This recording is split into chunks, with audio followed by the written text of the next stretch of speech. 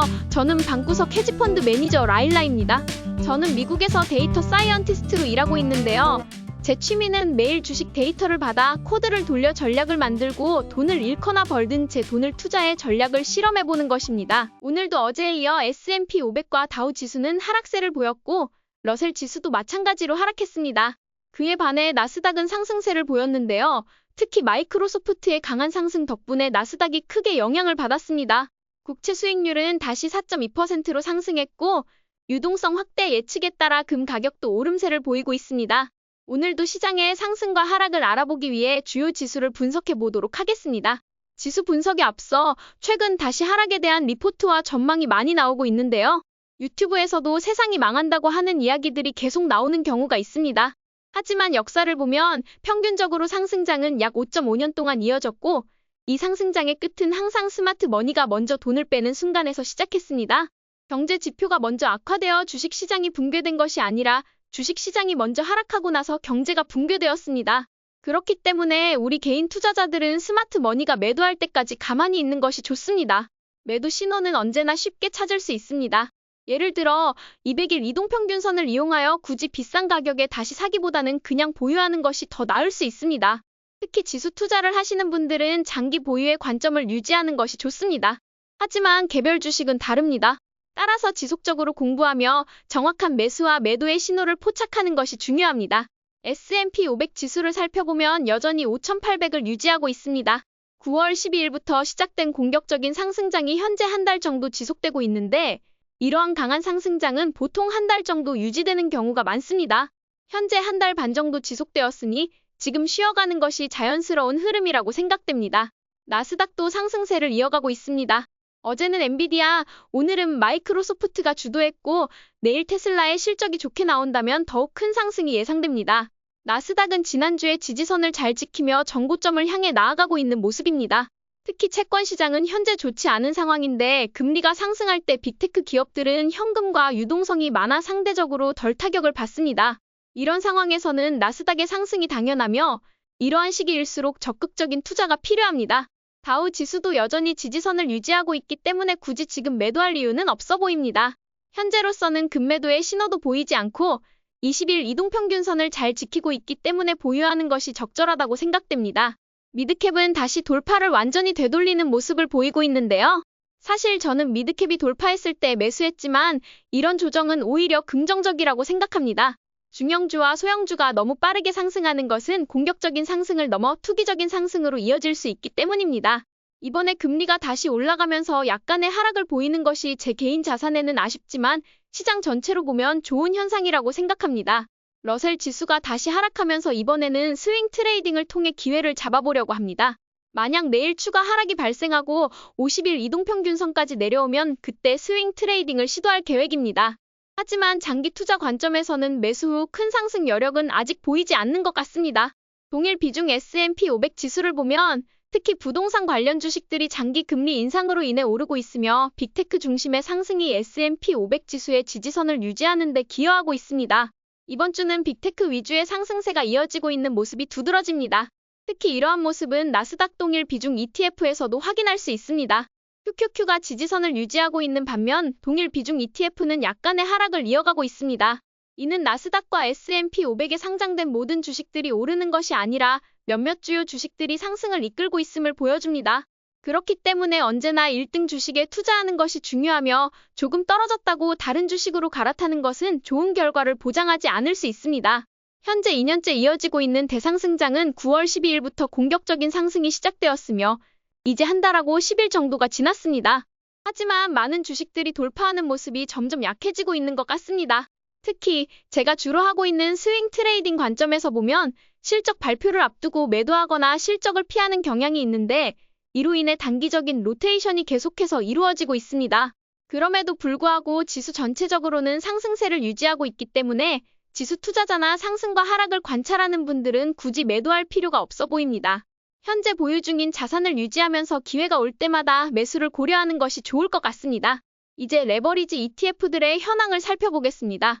UPRO는 지난주 이어진 돌파를 여전히 유지하고 있지만 현재는 횡보하는 모습을 보이고 있습니다. 특별한 상승 모멘텀이나 호재가 없는 상황에서 실적 발표가 이어지면서 갭 상승과 갭 하락이 반복되고 있습니다. 이는 실적 시즌에 흔히 나타나는 변동성 증가 현상으로 어느 정도 정상적인 과정으로 보입니다. 앞으로 몇 주간은 당분간 이러한 횡보세가 이어질 가능성이 큽니다.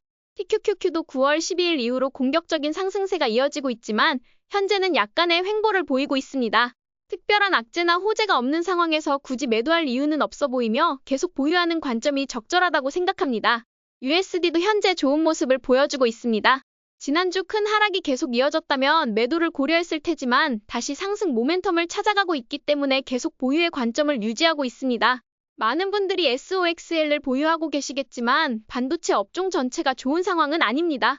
현재 엔비디아, TSMC, 브로드컴 이 3개 기업만 상대적으로 긍정적인 모습을 보이고 있습니다. 새로 진입하시는 분들은 200일 이동평균선까지 기다리는 것이 좋고 이미 매수하신 분들은 그냥 보유하는 것이 좋겠습니다. 현재 공포와 탐욕 지수는 70으로 금요일에는 극도의 탐욕 상태에 도달했다가 어제와 오늘 약간 하락한 상태입니다. 그럼에도 불구하고 나스닥은 여전히 상승세를 이어가고 있기 때문에 많은 분들이 공포 탐욕 지수가 고장났다고 생각할 수 있지만 꼭 그런 것은 아닙니다. 공포에 왔다고 해서 바로 사고 탐욕에 왔다고 해서 바로 파는 것은 좋은 전략이 아닙니다. 미국 시장은 상승 기간이 매우 길고 하락 기간은 상대적으로 짧기 때문에 극심한 공포 상태에서는 매수의 관점을 가지는 것이 맞지만 탐욕 상태라고 해서 바로 매도하는 것은 역사적으로 옳지 않은 방법입니다. 그런 식의 투자는 피하는 것이 좋습니다. 현재 저희 레버리지 전략은 SSO와 QLD를 지속적으로 매수하는 것입니다. 다른 레버리지 자산들은 보유의 관점으로 바라보고 있습니다. 이제 주요 자산들의 현황을 살펴보도록 하겠습니다. 오늘 아침 CNBC에 폴 튜더 존스가 출연했는데요. 많은 분들이 이를 보고 이 레전드 트레이더가 주식을 팔라고 했다고 오해하는 것 같습니다. 하지만 정확하게 인터뷰를 확인해보면 그는 채권을 하지 말라고 했지 주식을 팔라는 말은 하지 않았습니다. 이런 분들은 절대 미국이 망한다는 말을 하지 않습니다. 미국의 부채에 대한 걱정은 있을지 몰라도 이는 채권에 관한 문제이지 주식과는 전혀 상관이 없습니다. 미국이 만약 망한다면 세계가 같이 망할 것이고 그럼에도 빅테크 기업들은 살아남을 가능성이 큽니다. 그렇다면 왜 주식을 팔아야 하겠습니까? 문제는 주식이 아니라 채권입니다. 현재 많은 유명 투자자들 스탠 드러켄밀러와 폴 튜더 존스를 포함해 10년 만기 장기 채권의 숏 포지션을 유지하고 있습니다. 지금 금리가 계속해서 상승하고 있고 특히 트럼프의 당선 가능성이 있는 현재 상황에서는 트럼프가 법인세 인하와 유동성 증가를 유지시킬 가능성이 크기 때문에 인플레이션이 다시 상승할 수 있습니다. 이런 관점에서 10년 만기 장기채의 금리가 더 상승할 수 있다는 전망이 나오는 중입니다. 따라서 괜히 10년 장기채나 TMF 같은 상품에 투자하기보다는 다른 방식으로 수익을 올리는 것이 좋을 것입니다. 예를 들어 현재 UPR로 수익률을 얻는 것이 훨씬 더 나은 선택일 수 있습니다. 현재 금 가격은 저항선을 돌파하며 계속해서 상승하고 있습니다. 이때 매수하신 분들은 축하드리며 당분간 금 가격은 상승세를 유지할 가능성이 큽니다. 그렇기 때문에 지금 무리해서 새로 진입하기보다는 상황을 지켜보는 것이 더 좋은 전략일 수 있습니다.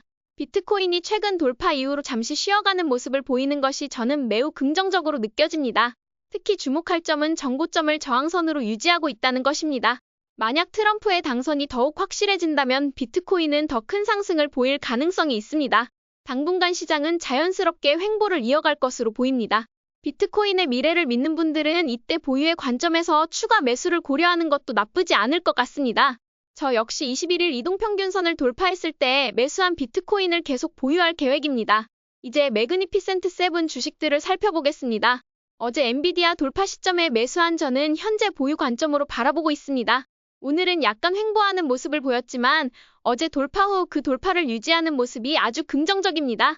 실적 발표가 한 달이나 남은 상태에서 앞으로 어떻게 될지는 알 수 없으나 당분간 저항선이 없는 상태입니다. 스마트 머니가 얼마나 유입되고 사람들이 얼마나 포모에 빠지는지에 따라 엔비디아는 더 큰 상승을 일으킬 수 있습니다. 저는 현재 보유의 관점에서 바라보고 있습니다. 메타는 오늘도 어제 지지선을 완벽하게 유지하며 21일 이동평균선이 지지선 역할을 하고 있음을 알 수 있습니다. 그동안 메타를 계속 분할 매수해왔지만 이제는 잠시 매수를 멈추고 가격 형성을 지켜보려 합니다.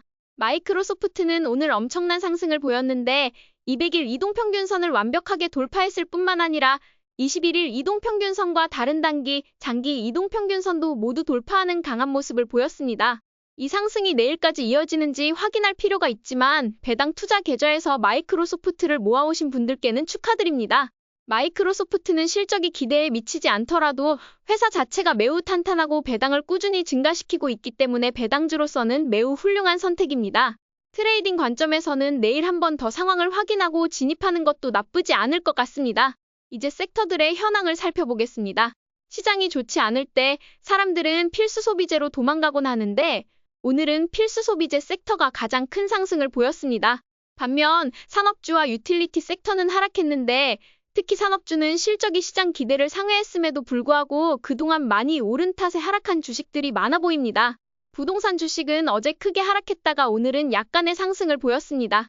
50일 이동평균선을 유지하려는 움직임이 관찰되는데 내일도 이 지지선이 유지되는지 지켜볼 계획입니다. 만약 50일 이동평균선을 유지하지 못하면 매도의 관점으로 보겠지만 유지된다면 보유를 이어갈 생각입니다. 9월부터 시작된 공격적인 상승장에서 가장 크게 하락한 주식 중 하나가 필수 소비재입니다. 왜냐하면 공격적인 상승장에서는 필수 소비재와 같은 방어적인 주식을 살 필요가 없었기 때문이죠. 그동안 계속 하락세를 보이다가 오늘 약간의 상승을 보이며 50일 이동평균선을 넘으려는 모습을 보이고 있습니다. 하지만 공격적인 상승장이 계속되는 상황에서는 필수 소비재의 자산 비율을 낮게 보유해도 좋을 것 같습니다. 모든 주식이 항상 상승할 수는 없죠. 그렇기 때문에 오늘 크게 하락한 주택 건설주를 살펴보겠습니다. 오늘 주택 건설 ETF인 ITB는 큰 하락을 보였는데요. 7월 초 상승 모멘텀 시그널을 보고 매수하신 분들께서는 오늘 50일 이동평균선 아래로 내려갔기 때문에 최소한 분할 매도라도 하셨다면 좋았을 것 같습니다. 특히 어제 스마트 머니의 매도 시그널이 강하게 나타났을 때 매도했으면 더 좋았을 것입니다. 하지만 내일 다시 50일 이동평균선을 회복할 가능성도 있기 때문에 장기 투자자 입장에서는 확실하게 추세가 하락하는지 보고 매도 결정을 해도 좋습니다. 주택 건설주는 장기 금리에 큰 영향을 받기 때문에 금리가 계속 상승하는 한 하락세를 유지할 가능성이 큽니다.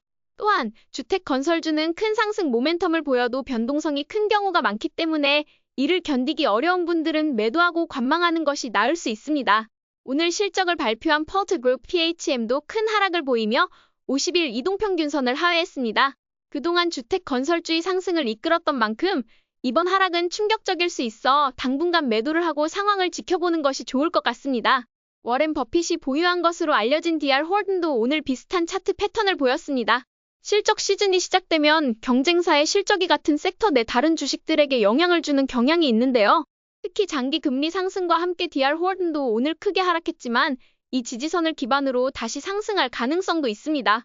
7월 초에 매수하신 분들은 가만히 보유하는 것도 나쁘지 않은 방법일 수 있지만 최근에 진입하신 분들은 리스크 관리를 신중히 할 필요가 있습니다. KB홈도 비슷한 패턴을 보이고 있습니다.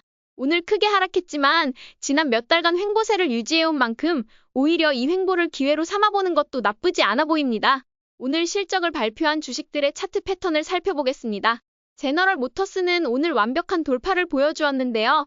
지난 6월부터 계속해서 횡보하다가 이번에 저항선을 뚫고 올라간 것이 정말 놀랍습니다. 보유하고 계신 분들께 축하드립니다. 하지만 저는 제너럴 모터스가 앞으로 상승 여력이 크지 않다고 판단해 이번 돌파에 매수하지 않았습니다. 필립 모리스는 놀라운 상승을 보였고 그동안 꾸준히 상승 모멘텀을 이어왔습니다. 이번에도 갭 상승을 보였는데 사실 갭 상승이 있을 때는 진입하지 않는 것이 좋다고 생각합니다. 저 역시 갭 상승을 잘 다루지 못하는 편이고 차트 패턴이 다양해서 이후에 어떤 일이 벌어질지 예측하기 어려워 무리하게 진입하는 것은 위험하다고 봅니다. 작년에 소송 관련 이슈로 크게 시끄러웠던 3M은 지속적으로 하락세를 보였지만 올해 들어서 꾸준히 상승하며 큰 돌파를 일으켰습니다. 8월 5일 급락에도 버티는 모습을 보였는데 오늘은 그동안의 상승 모멘텀이 꺾이면서 하락했지만 여전히 돌파 시점에서 지지선을 유지하고 있습니다. 그때 매수하신 분들은 그대로 보유하셔도 괜찮을 것 같습니다. 많은 한국 분들이 버라이즌에 투자하고 계시는데요. 사실 버라이즌은 2012년쯤 미국 최고의 통신 회사였습니다. 당시에는 통신하면 버라이즌을 떠올릴 정도였지만 최근에는 이미지가 나빠지고 많은 사람들이 T-모바일로 이동하는 추세입니다. 많은 분들이 배당주의 관점에서 버라이즌을 매수하고 있지만 이 주식은 오랫동안 횡보하며 고통의 시간을 보낼 가능성이 큽니다. 따라서 신중하게 접근해야 하며 현재는 매도의 관점으로 바라보는 것이 좋다고 생각합니다. 저는 10월 초 중동 긴장이 시작됐을 때 돌파 매수를 통해 수익을 낸 경험을 여러분께 공유한 바 있습니다. 뉴스가 나왔을 때 돌파 매수를 하고 뉴스가 조금 지나면 매도하는 것이 스윙 트레이딩 기법 중 하나입니다. 오늘 실적을 발표한 록히드 마틴은 항공우주 및 방위주 중에서 1등 주식이기 때문에 그동안의 상승 이후 약간의 하락은 크게 놀라운 일이 아닙니다. 7월 초 돌파 때 매수하신 분들은 아직 매도할 이유가 없어 보이지만 중기 이동평균선 아래로 내려가면 주의해야 할 것입니다. 지인은 9월 초에 큰 돌파를 보인 후 상승세를 이어가다가 오늘 실적 발표 후 급락했습니다. 하지만 방위주와 항공우주 섹터는 현재 큰 호재가 보이지 않아 잠시 쉬어가는 모습으로 보입니다.